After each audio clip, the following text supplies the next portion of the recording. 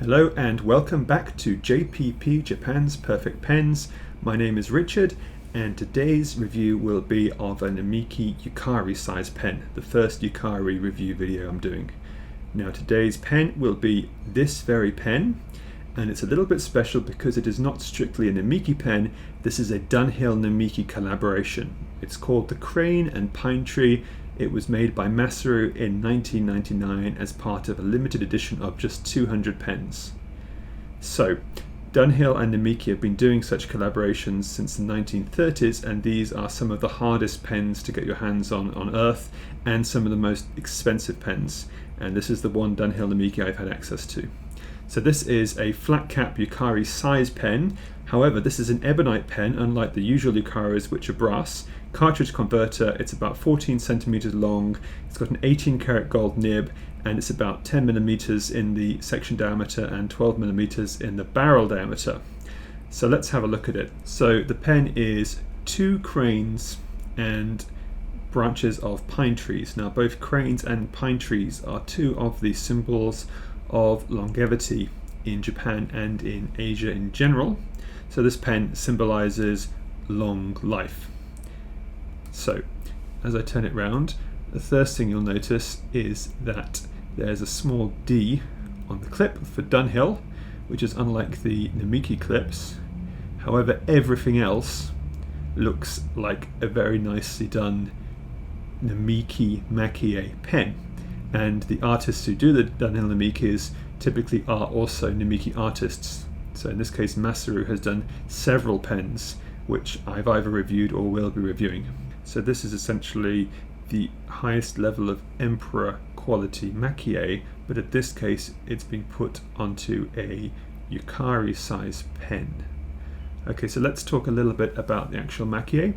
So this is Tokidashi Taka Maki-e, which is burnished raised Maki-e, and this is the technique that Masaru favors on all of his emperor pens. So it's a detailed, difficult Maki-e technique where they build up multiple layers to create the 3D effect, but it's used quite sparingly. So if you look at the top section of the pen, which will go around now, this is not raised Maki-e. The raised part is the cranes at the bottom, but the needles and the branches of the pine tree at the top are flat. However, they are consummate quality flat Maki-e, and there is the D symbol of Dunhill again on the pen. So the needles themselves are this exquisite green through to brown. It's not just one line of colour, it's really varied, and they're very, very nice.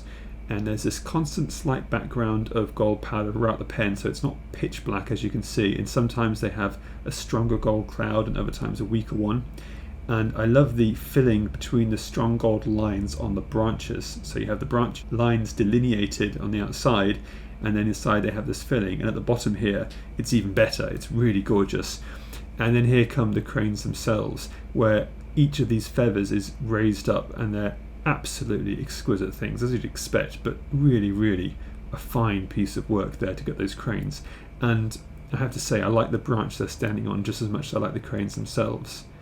And as we go round, here in red is Masaru's signature. Now there is the pen, and it's pretty exquisite, and as you can see it's also nicely balanced. It's predominantly gold, and then you've got the hints of green on the pine needles, and then you've got the greys on the crane. So it's nicely balanced, it doesn't shout very loudly, it's an elegant looking pen, which I think is exactly what you'd expect from Dunhill Namiki. So let's unscrew it here and have a look at the nib. So again, the lightness of it, it's very obvious that it's not a brass pen, and it's so different from all the other Yukaris. Okay, so here we have the Dunhill 18 karat gold nib, and it's quite a simple nib. They're not trying to do too much with it. It's just got the Dunhill logo in the standard lettering that they use. They've not made it two-tone. It doesn't have the rhodium Mount Fuji that the Namiki have. It's simple, it's elegant. The section is black, they haven't put Maki-e on that. And the feed is plastic like the other Namikis of the same Yukari size. And I feel as if they don't need to do anything else. They've just put the exquisite Maki-e on the barrel and on the cap, And other than that, it's understated. I mean, I've used the word elegant about 5 times in this review already. It screams elegance to me because it isn't flashy, it isn't trying to cover the entire pen in work. It has this principal section here with these beautiful cranes and that lovely branch they're standing on, and everything else just serves that. It keeps the attention there. The attention isn't on the nib. They don't have a fantastically intricate stamp like the Maki-e do, or maybe like a Dunhill does. They don't feel they need to. And then you can see here that the cartridge converter inside is Dunhill branded instead of being the standard Pilot ones. So I quite like that. It's not a particularly big deal, but it's a nice little touch and it's nicely consistent. So the Dunhill branding appears on the cartridge, it appears on the clip, and it appears on the nib.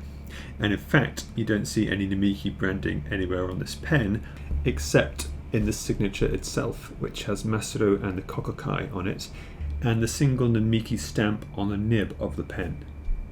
And so the signature on the pen is identical to the signature on one of the other Masaru pens I've reviewed, such as, for example, the Emperor Shijin, the Four Gods.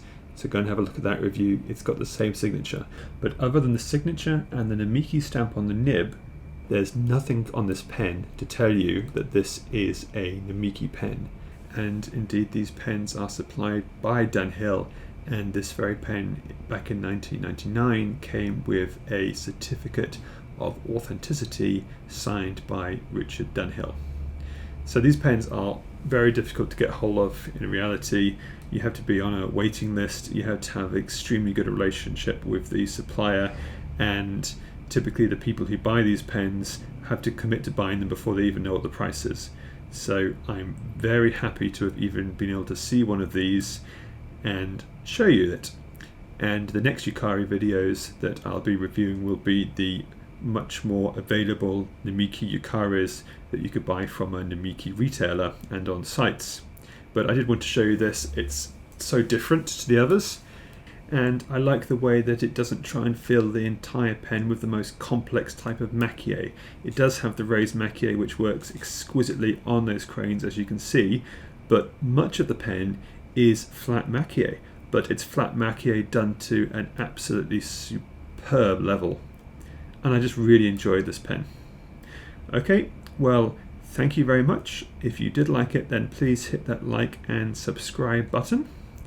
And I look forward to reviewing many more pens on this channel. So thank you very much for your time, and I look forward to seeing you next time. Bye bye.